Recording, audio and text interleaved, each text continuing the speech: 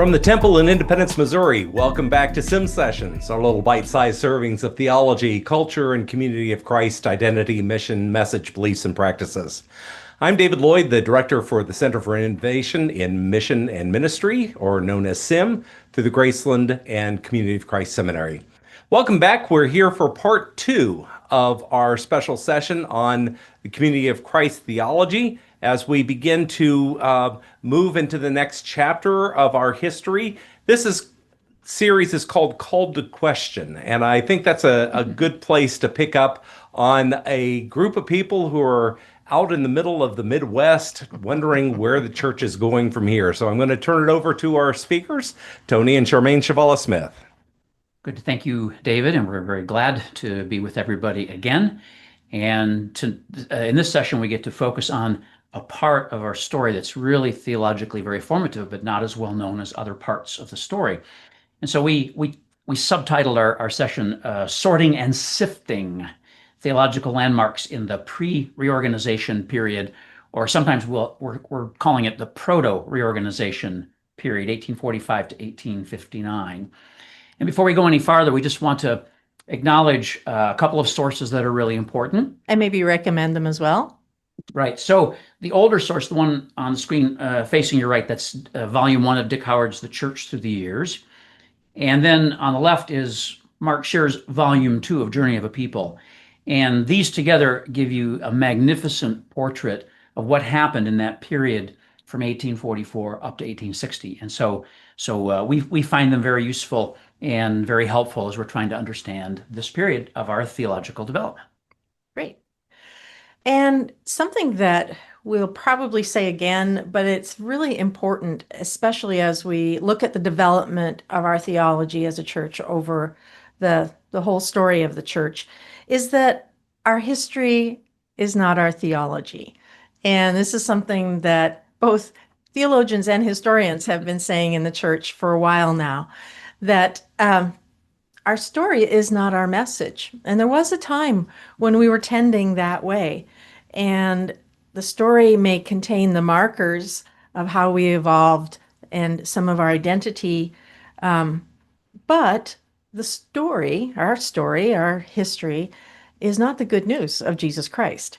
And so we need to always be keeping those two things. They overlap, they affect each other very important ways, but they're two separate things. So what we're doing in this series, it will end up being 8 sessions, and we'll be doing different time periods and helping, hopefully, you to get a sense of how did we get from where we started to where we are now theologically. So we're not going to be just looking at history, but we're going to let history be our timeline to help us along so you can see the progression or the changes that happen. But we'll be always looking at what are the theological themes. So there's plenty of examples we could use of, there's elements in our story, but are they our message? So we were just, as we were reading and getting ready for this session, we were thinking about the fact that Joseph Smith III and Emmeline Griswold were married by a Presbyterian minister. We even have the date down here, October the 22nd, 1856. But does that necessarily tell us anything about what they believed? Either one of them. So though that's a fact, a historical fact, it doesn't tell us what the belief is. So you can begin to see that these are two different things. So where we want to go first in this session is to... back up one. Back up, sure. Yep. The other thing we want to do is just remind ourselves what are we saying a theology is. Oh, yeah, sure. And our simple definition is it's the beliefs, thoughts, practices, actions, and teachings that shape the life of the community. And when we start to think about it that way, we can begin to see that theologies necessarily will change over time as the situations, the circumstances in which the community is living changes. Okay, now you can go ahead. Thank you. Thank you. So we want to start in this session with a little piece of the church's story in 1844 that's easily forgotten, easily overlooked, easily swept under the rug, and sometimes wrongly blamed for what eventually became the murder of Joseph Smith and Hiram Smith. And that's the publishing of a newspaper, a single issue newspaper called the Nauvoo Expositor. And you see a picture of William Law and Jane Law, and about a half a dozen other people, many of whom had already been expelled from the church in Nauvoo. Here's a way to look at it. They loved the Restoration so much that they were willing to lay out a lot of money for a printing press and start printing a paper that was going to be an opposition newspaper in downtown Nauvoo. And the main point of the newspaper was to say, we need to call out the stuff that Joseph Smith Jr. is doing because nobody's really talking about it, and it's destructive and theologically way off track. So William Law and others, they published this paper. One of the lines in it that I like best is, Law says, many of us have sought a reformation of the church. If you don't love something very much, you don't try to reform it. Right. So they were willing to risk a lot to do this. In the paper, they have this line: we are earnestly seeking to explode the vicious principles of Joseph Smith and those who practice the same abominations and whoredoms, which we verily know are not accordant and consonant with the principles of Jesus Christ and the apostles. That's important language, because already what's happening here is Law and the group of people around him are saying, we've got to keep focusing on the basics, and we are way off track here in Nauvoo when it comes to the basics. So this was a newspaper that sought to critique and dissent what was going on in Nauvoo. And they refer to Joseph Smith's heretical and damnable theology. This is one of those rare places in our church's history where you find the word heresy used a couple of times. They attack Joseph's coercion and abuse of power. Law lays out the abuse of new female immigrant converts who get to Nauvoo and find that they are rounded up and have to go into a kind of a spiritual marriage with Joseph and others. They critique theocracy, the idea that we're going to have a church-state blending in this city. They push back on secrecy and secret societies. And also they push back hard on what we would call due process. There's no due process, so church members like Law and others just discover all of a sudden they've been expelled without ever having a chance to plead their case. They especially push back on polygamy and what was being called the divine plurality, basically polytheism that Joseph was teaching in Nauvoo. And they also push back on the use of violence, not so much for self-defense, but the idea that somehow you can use violence to redress your grievances with the people who have taken stuff from you or harmed you in any way. They really push back on that. Or there was violence against people who disagreed with the power structure. Right. So this is a really powerful newspaper, and the powers that be were not happy with it, as powers that be seldom are when there's truthful exposition of things going on in the media. And so Joseph had the city council meet, and they, together with his approval, passed an ordinance against libel and called the paper a nuisance using an Old English law. And they called out the sheriff and the Nauvoo militia, and they destroyed the printing press, and the Laws and company needed to flee Nauvoo. So really, really ugly scene. And it was the action of destroying the press and pushing back on freedom of expression, that led to the other events that got Joseph and Hiram to Carthage. So it was not the paper that caused that, right? I think that's important to know. But what's in this newspaper has a number of themes that are going to reappear in reorganization theology. Good. So here's just a little bit of timeline that might be helpful. So the Nauvoo Expositor is printed on June the 7th, 1844. The press is destroyed 3 days later. But then 17 days after that is the murder of Joseph and Hiram, who were in jail. That same year, August the 8th, of course, after Joseph and Hiram's death, there was this power vacuum, and people are saying, well, what do we do? who's going to lead? How are we going to hold this together? And though different people kind of put themselves out there as possible leaders, maybe for the interim until the body decided on who should be the next prophet president, Brigham Young and the 12 became the leadership of the church at that point on the August the 8th. So this is, you're really getting a quick sense. By January the 24th, the Illinois legislature revokes Nauvoo's city charter, but doesn't give them any support in how to lead or how to move forward as a city or as a community. And on May of that year, 1845, Joseph and Hiram's murderers are exonerated. And this becomes kind of permission giving for violence against Nauvoo and church members in the vicinity. By September the 9th, Brigham Young and the 12, the apostles, the apostles who were there, make the decision that the wisest thing to do would be to leave Nauvoo.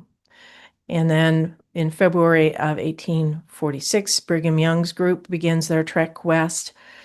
And then a couple of months later is the dedication of the Nauvoo Temple, which they tried to complete as quickly as they could because they knew they were going to have to be leaving. But that was something that a decision they wanted to complete that before they left. And then September the 12th, 1846, Emma and her family leave Nauvoo just as an assault begins on the city, knowing that they were in danger. And then just another couple details in the next couple of years. The temple is damaged by arson in 1848, and then in 1850, it's just what the remains of it are destroyed by a tornado. So it gives you a little bit of what's happening at the beginning part of this roughly 16 years that we're looking at. So, well, after Nauvoo, then what? Some historians use the word fragmentation, which I like. I think you could say that the church in Nauvoo, I like to use the phrase supernovaed. It sort of exploded. And we all know that Brigham Young took the largest group west to Utah in 1846. Lyman White took a group south to Texas, same year. James Strang then went north to Wisconsin, then Michigan.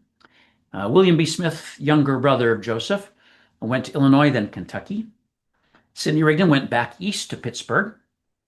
Granville Hedrick a little later went west to Independence, and then Alpheus Cutler first went west to Iowa, then went west with Brigham and company, and then stopped, and then eventually ends up in Minnesota. And side note, Charmaine's a descendant of Cutler, right? So, yeah. Jason Briggs and Zenas Gurley Sr., they were north in Wisconsin already doing mission work.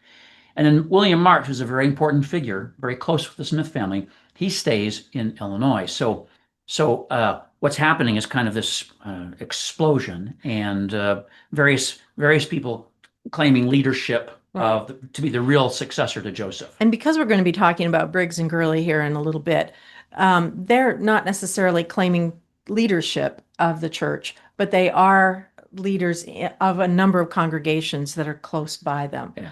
And they eventually start talking to each other. So, and I have a slide out of place here. I'm just letting you know it belongs later. You can tell about it then. So what we're going to be speaking mostly about is what's called the new organization or the proto-reorganization. Our Charmaine's actually the one who came up with the term, and I like the term, but so the group that becomes us eventually. Here's some important dates to keep in mind. November 18th, 1851, Jason Briggs's Prairie Revelation. We'll come back to that later.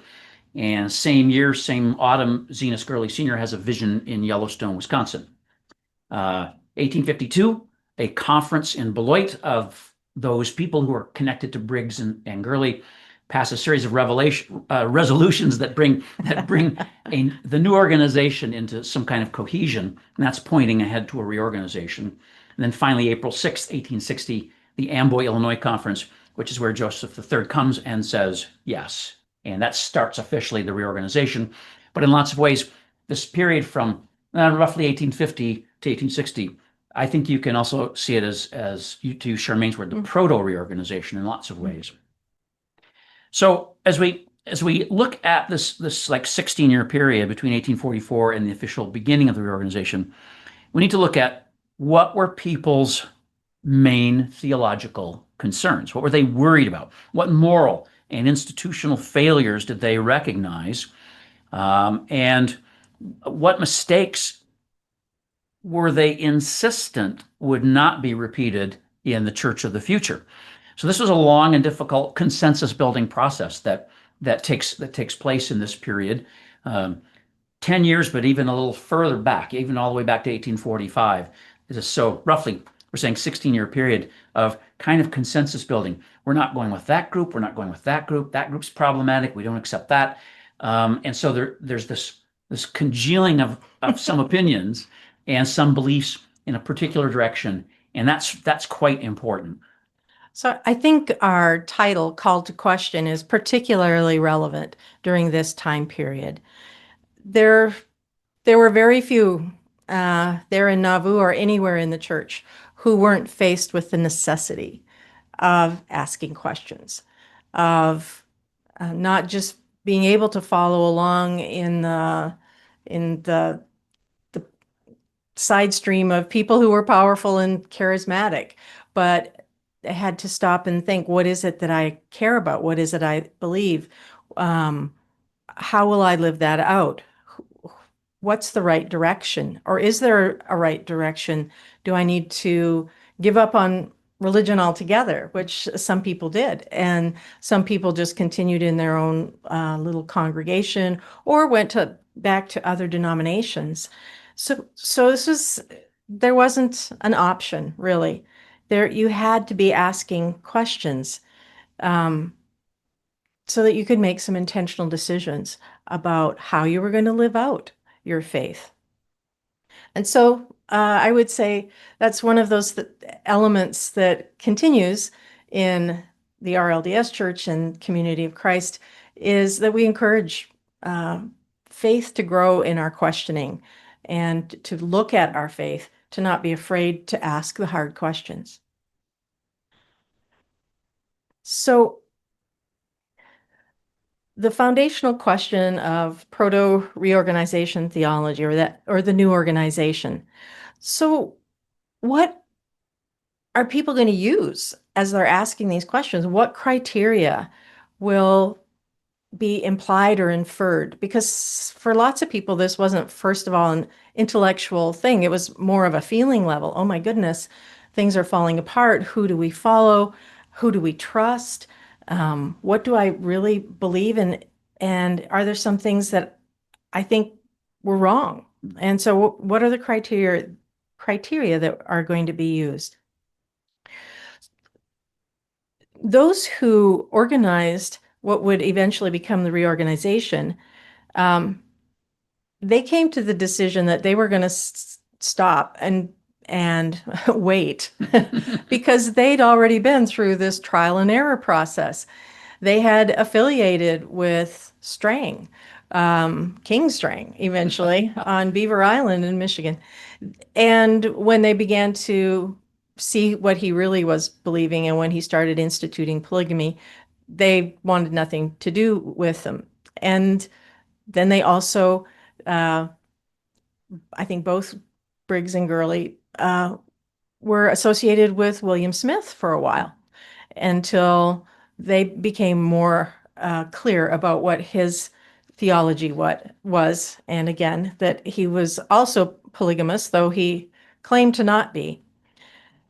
And they'd already rejected Brigham Young as a potential leader, and because of the theological and lived experience of what they saw there. And his autocratic style too, yeah. Right. Yeah. Yes, thank you.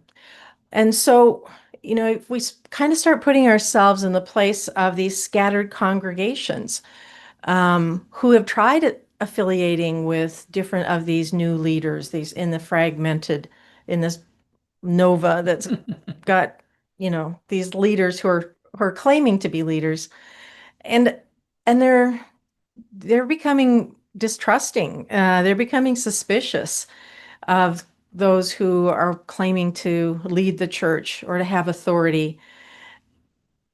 And yet, for so many of them, they're still captured by this original impulse of the movement. And they're asking, what will we do? How will we determine or discern how to continue what we believe, what we preach, how we live? And we do believe God was involved in the beginning of this thing. And so you can begin to get a sense of, I mean, these are congregations that are meeting every Sunday, that are worshiping together, and they're saying, what's happened here? So, but determining the way ahead is kind of an elusive task. Who could you trust? Who could recapture that originating impulse that had come in 1830?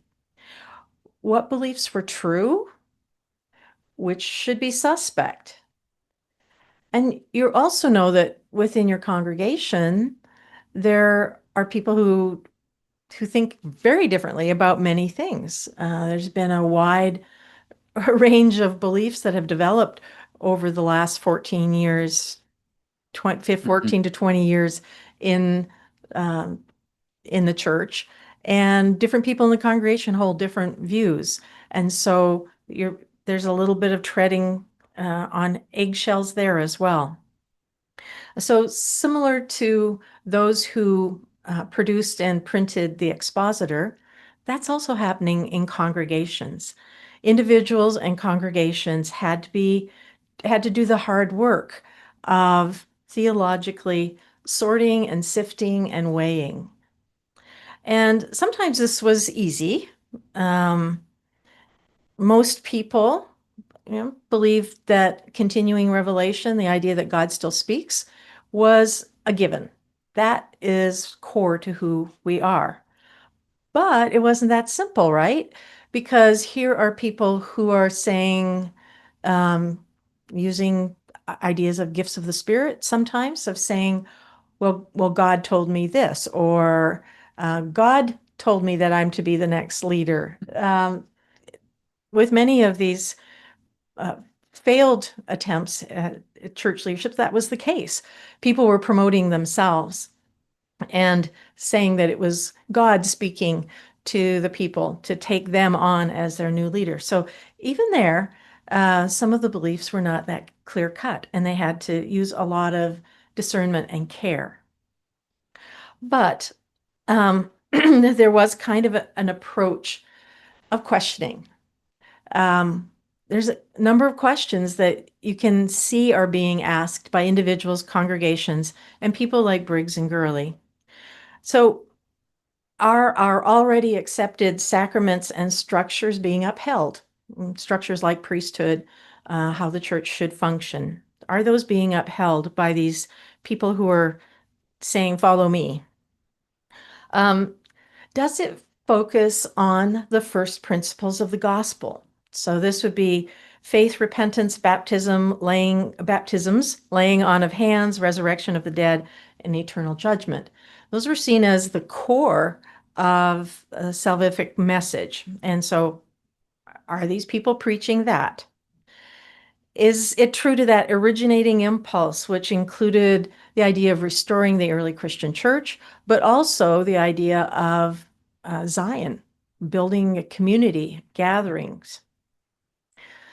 This was a question that seems obvious, but things had gotten so wild and crazy that it was a question that really did need to be asked. And the question is it Christian?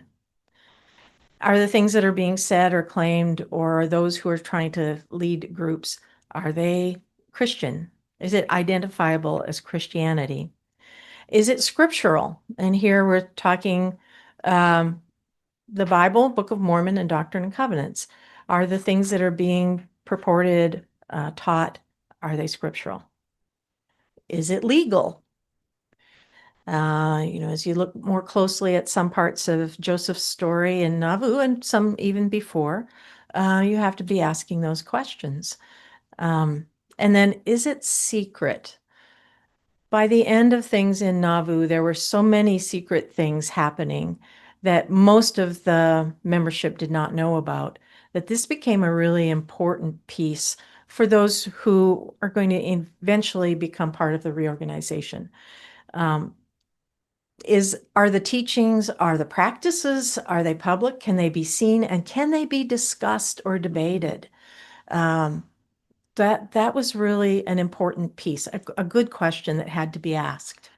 And there were members of the church in Nauvoo who had no idea what was being taught behind the scenes there. And so that's why that concern about secrecy lingered afterwards. Mm-hmm. So we'll pull up now a little tool that we love to use when we teach theology. It's sometimes called the quadrilateral, sometimes connected to John Wesley, but it's actually way older than John Wesley. And we refer to it as the four voices or sometimes sources of Christian theology. Basically, a theology uses all four of these sources or voices: scripture, tradition, reason, and experience. And if you lay this diagram out on Joseph Smith's Nauvoo theology, what you see is the problem that Joseph Smith put essentially a picture of himself right in the center of that crisscross, and he was the arbiter of what everything meant. So he was the source of Scripture or the interpreter of Scripture. Mm-hmm. His rationality, his experience, they were what defined theology of the church. Tradition, well, Christian tradition no longer mattered very much, which is something William Law pushed back on.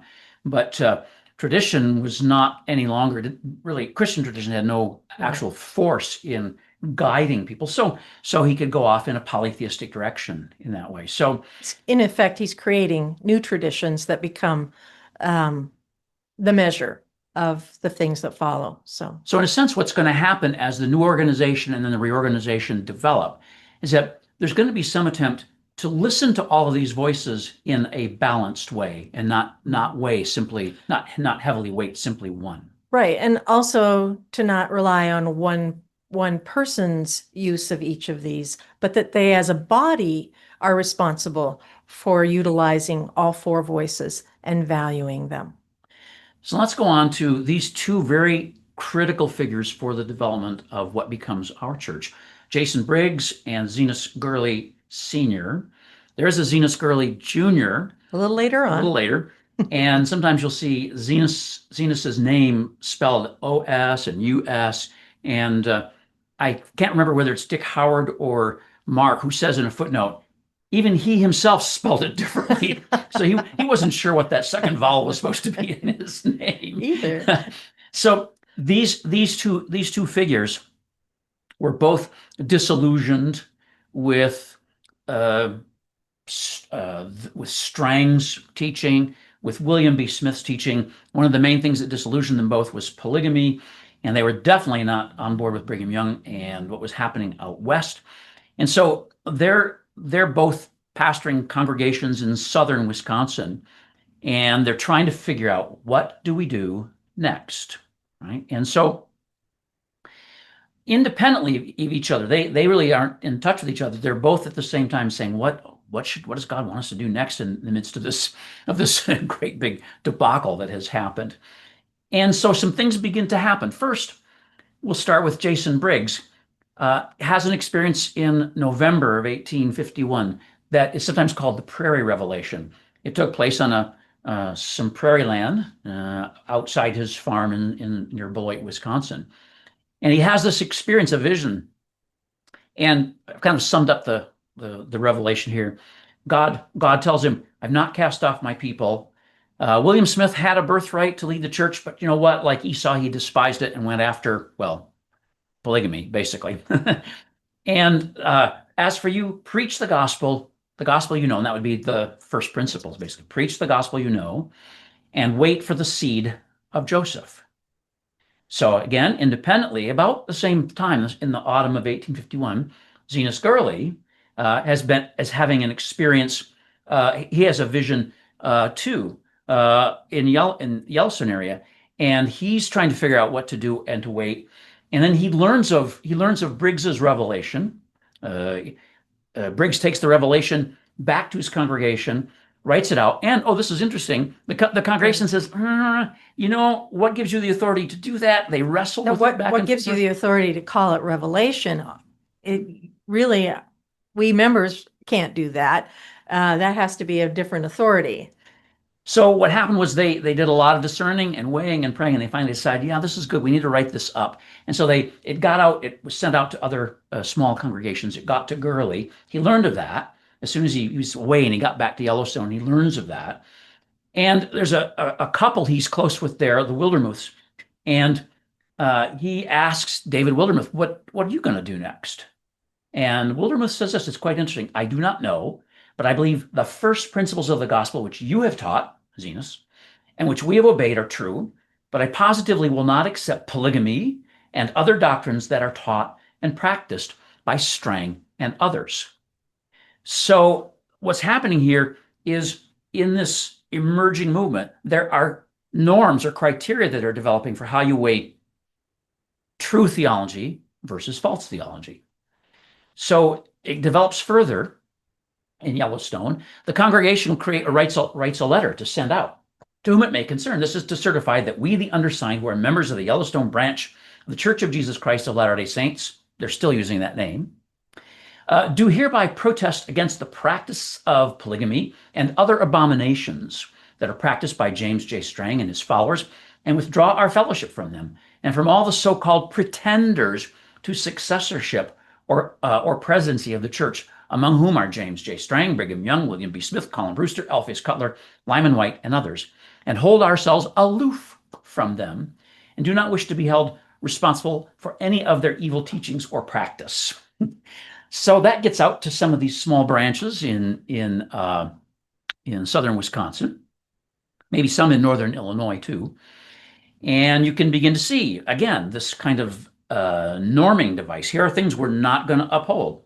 So you have to understand that the instinct in what becomes a reorganization to identify ourselves by saying we're not this is a deep, deep instinct. And it's not a bad instinct, actually. We're not X, we're not Y, we're not A, we're not B. So that way we identify who we are over against things. And so Gurley and the whole branch at Yellowstone, they seek some further guidance, and they have a variety of spiritual gifts that happen. And that's starting to happen among these small congregations. And then this comes to them.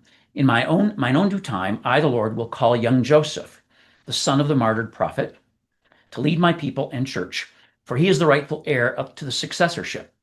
Therefore, protest against and stand aloof from all pretenders to the successorship, for they are all impostors. By the way, this idea of lineal succession, actually, it was William B. Smith who was first arguing for this. He is a younger Smith, and a younger brother of Joseph Smith Jr. Right. He argued for that, and that's where kind of Gurley kind of got the original idea. But then he starts practicing polygamy, and so by Briggs's prayer revelation, he's despised his birthright. So that becomes a key thing then in the early new organization. So what happens next is a conference. So the Beloit group and the Yellowstone group and people connected with them have a conference at Beloit in June of 1852. Side note, I'm paying attention to when these conferences are, and because I grew up on farms, that's after planting season and before you cut hay.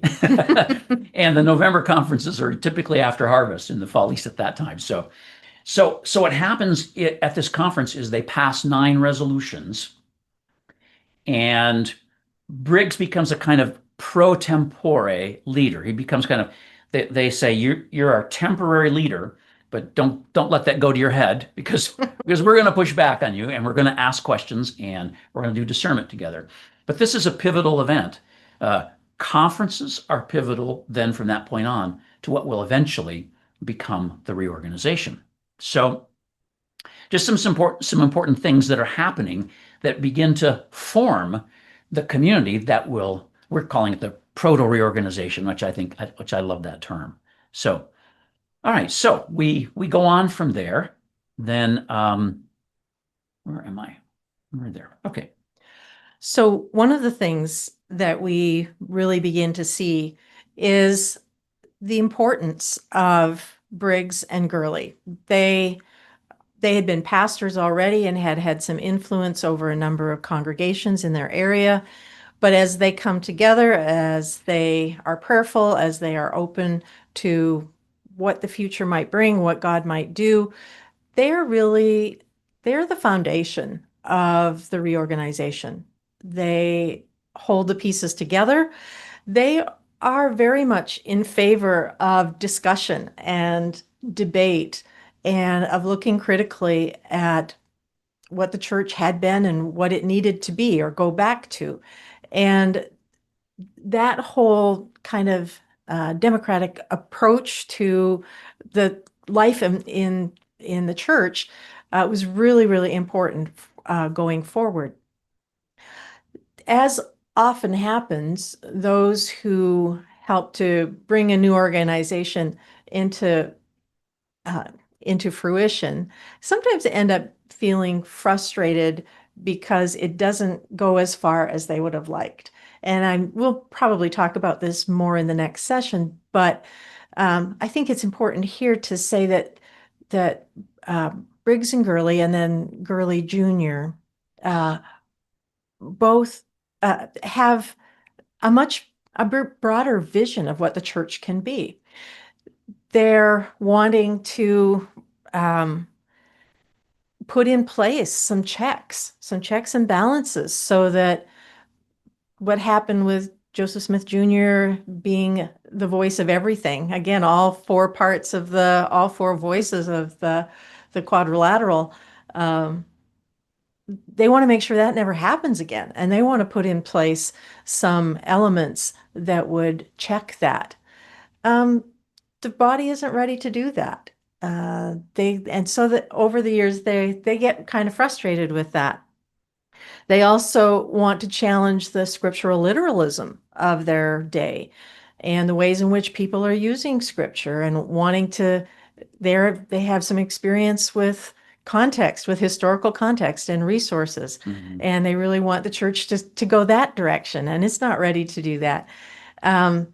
They really want the church to kind of comb through some of those mm-hmm. first Doctrine and Covenants sections that are a little more suspect, especially, some of the later ones in Joseph Smith Jr.'s presidency. Should ask that Gurley Jr. was he found especially problematic in an early section of the Doctrine and Covenants that, in his view, essentially made Joseph Smith Jr. a mouthpiece of God that couldn't be challenged. And so they were like, we've seen what happens with that. So right. And so they kind of wanted to go through some of those sections of the Doctrine and Covenants. But the body, the church, the early reorganization was, I think some people were just tired and they just wanted to have something go back to normal. They wanted to settle for a little bit instead of being on the edge of this questioning and uncertainty. And so that kind of questioning didn't happen. A whole bunch of sections of the Doctrine and Covenants were just adopted without any discussion. And they caused some problems later on. And some were eventually removed, which I think would have made Briggs and Gurley quite happy, but it was way beyond their lifespan. So, but anyhow, as often happens, those who have a bigger vision can end up being frustrated because not everyone will go as far as they would have gone. But just something to think about. So as we start to wrap up this part of the presentation, this sorting and sifting and weighing, deciding what matters most in the proto-reorganization, actually deciding what is most substantively Christ-centered in the movement. It was a form of discernment, really. Discerning in order to decide who are we called to be, how is what we're teaching aligning with the good news of Jesus? How does it align with those deepest instincts of the movement? How does it align for many of them? How does it align with the church I joined, which did not turn into the church in Nauvoo? The church in Nauvoo is something different. And so as a denomination, then, Community of Christ inherits this important tendency to want to weigh and sift theologically through things. these folks in the early new organization were in their own way theologically sophisticated and trying to figure out, we're not going to be this and this and this. What are we going to be? How will we weigh? What criteria will we use? Forced there. Yeah, They they didn't did. have a choice. So now we'll just do a little summary of some of the theological principles that come out of this very important era. So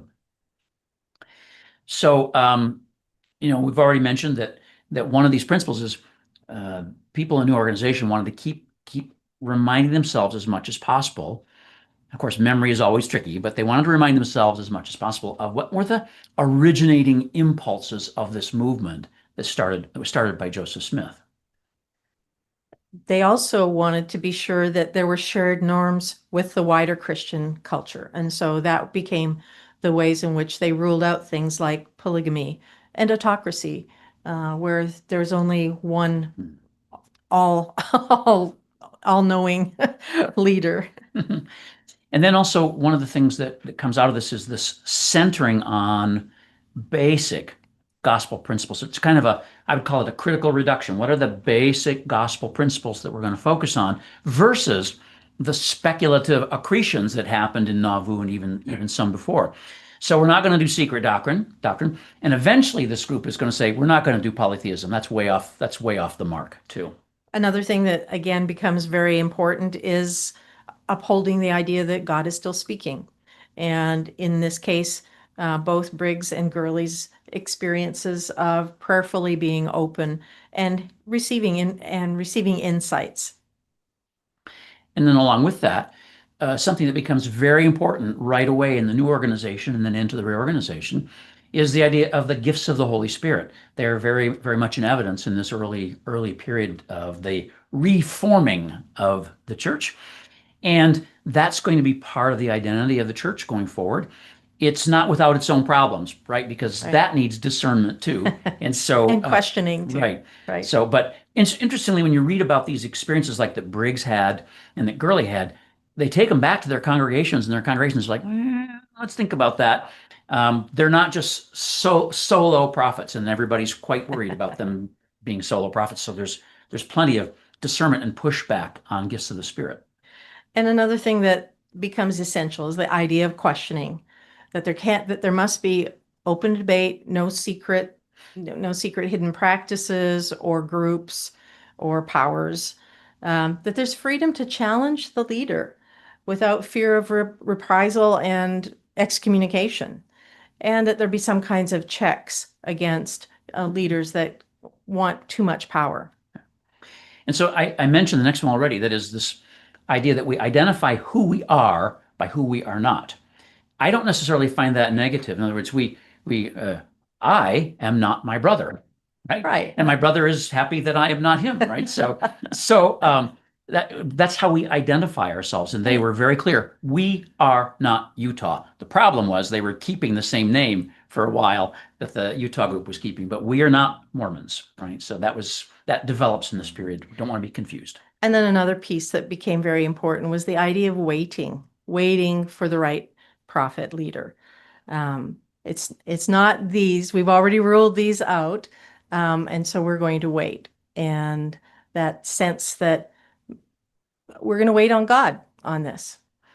And so then finally, a thing that we would point to out of this period is the reorganization and subsequently the Community of Christ has this dissenting gene flowing through us, and it proves its worth here, right, in this period, and it begins taking shape in the form of something like common consent. You can see that at Yellowstone and at Beloit, a kind of common consent practice that is not unlike what we still try to do to this day.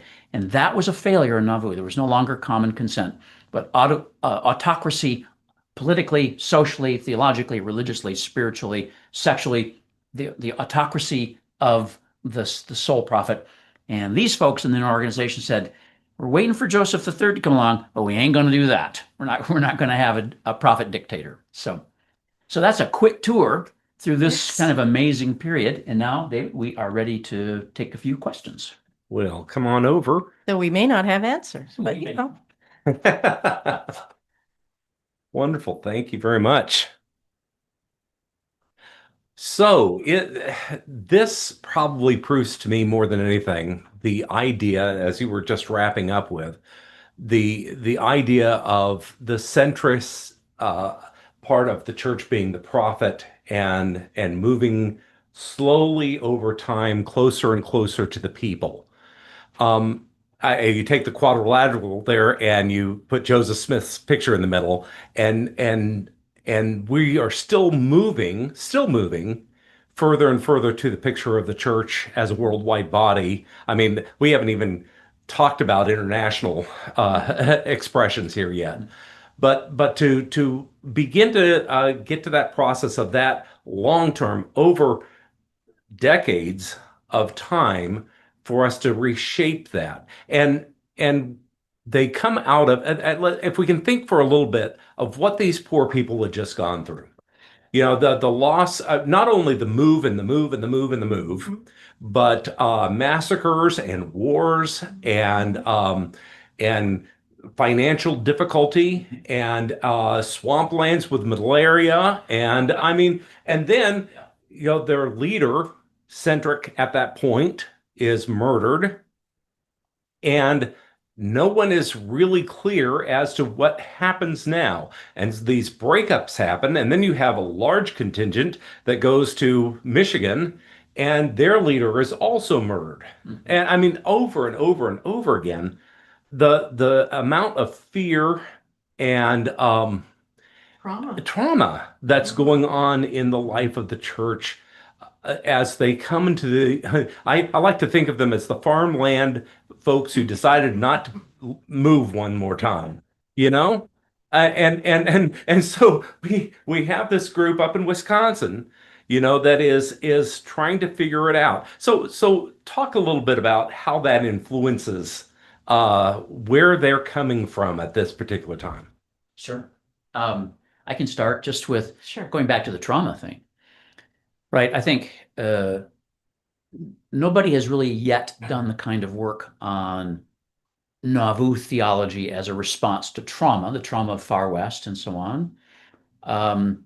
This idea that we're going to control everything is, one could see as a natural psychological response to That traumatic. everybody's against us. Right. And so The world is against us. Right. We must shelter ourselves from Right. them. Yeah. Right. And we're going to use state funds to create a militia that's well armed that will protect us too. I mean, there's a lot of trauma stuff going on there, and I don't want to just psychologize it. There's also a lot of really bad theology going on there, right? So, in terms of prophetic people, you know, when it was Grant McMurray who, when he was ordained, I think it was in his conference sermon when he was ordained in 1996. So we need to move from being a people with a prophet to a prophetic people. And in some respects, it wasn't a new thing, because that's exactly what was happening in Beloit, Wisconsin. Jason Briggs, the pastor who's profoundly concerned about what to do next, he goes out on the prairie land in November in Wisconsin. We lived in Wisconsin. It was probably snowing. And he has this experience, this vision. He goes back, writes it down. And he doesn't say, hey, everybody, I've had an experience. Now you must listen to me. He says, what do y'all think? Right?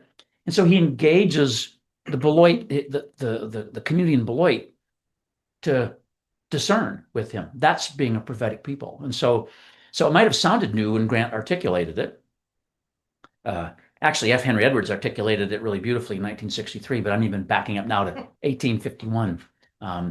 So being a prophetic people is part of our genes in this movement, I think. Charmaine, anything? Wonderful. Right. I want to get to a few of the questions that people have been asking. Let's see. Asking what we believed and why we believed it was questioned in the beginning. When did the practice of questioning become, if the prophet said it, it must be true, and then a swing back to researching the answers in a discerning way? Well, I think we're still going through it. yeah. Mhm. Yeah.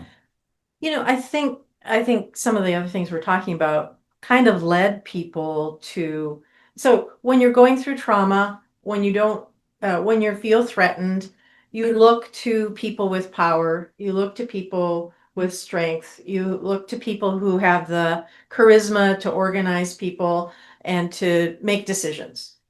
And so, I think all of that contributed to people just not questioning, losing the ability to question because they were so dependent on structure, on something sure in the midst of the uncertainty. I don't know, but I think all of that was working together. But some of it too is that some of the questionable things weren't public, and so people couldn't question them. So they might hear about it through the grapevine, or they might be introduced to the idea of, secret societies or,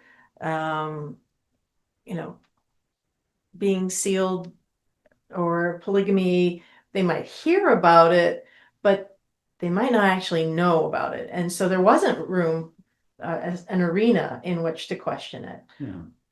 And the only thing I would add is that let's make William Law the patron saint of pushback. Right. So he had been in the presidency. He knew what was going on. And then he was pushed out and excommunicated. And so he's like, hey, everybody, I'm about to call out a whole bunch of nasty stuff that's going on here. And so this stuff deserves to be questioned. And nobody's able to question Joseph because he's now the mouthpiece for everything. Well, right? and So- this other piece was happening is that people who disagreed weren't part of the leadership anymore. They were totally excommunicated from the church. And so those who could question were fired. They were. That's right. Yeah. Oh. No, we're don't say the line. So I can recognize also in this the layering that we went through because of all this trauma to circle the wagons around and circle the wagons around. And when you get in that kind of a bubble, leadership sometimes is in an echo chamber. Yeah. And so here was the opportunity. I think ever since then we have been in a process of recognizing theologically that we are not called to be in a bubble, but we are called to go out and to hear and to understand and to listen. And I think this is something that we're still working through today. When we and we don't do it as much as we used to, and I'm glad of looking to the leadership of the church to say, well, what do we do? And I think it's part of our nature, and a good thing to remind ourselves is that sometimes it's that congregation way off somewhere who is being led into a place that we haven't been before, and we must give the chance for that to bubble up. Sure. Yeah, thank you for the question, whoever Yeah. asked the question. Yeah. Took us into some interesting places. Oh, this is an interesting one. Were Mormons the only Christians during this period dabbling in the idea of more than one wife? No. Oh, no. No. That's also cultural. That's another cultural issue that's going on. Some of the communitarian experiments were Like the Oneida the Oneida community. community practiced a kind of Oh, yeah. open non-marriage, kind of open sexual relationships in the community. I mentioned previously in the previous lecture a very interesting prophetic group that came out of Vermont called the Vermont Pilgrims, and their leader Isaac. No, I can't remember his last name. Anyway, their leader claimed to be a prophet. This is the group where they didn't bathe. They wore bear skins in the summer. They went from town. They eventually headed out to Arkansas Territory and just disappeared from history. But there was a kind of Some need to do that. Yeah, really. Like, I'm telling you what, you wear a bear skin in Ohio in the summer, and you need to just move down the river. so but, Or at least downwind. so yeah, this was practiced by some other groups too. How do you account for it? Well, is it a pushback on Victorian mores? Is it this sense on the American frontier that white people are free to do whatever they want to? I don't know. It's there's probably all kinds of psychosocial reasons for it. Experimentation of various kinds, and probably also, dabbling in the Old Testament without really understanding the Old Testament. Yeah. And, you've got Solomon and you've got Right. Abraham. Yeah. And lucky for us, we had Emma.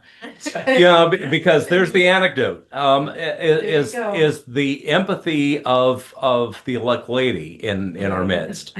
And I think Mark's book does an excellent job of really identifying Emma as this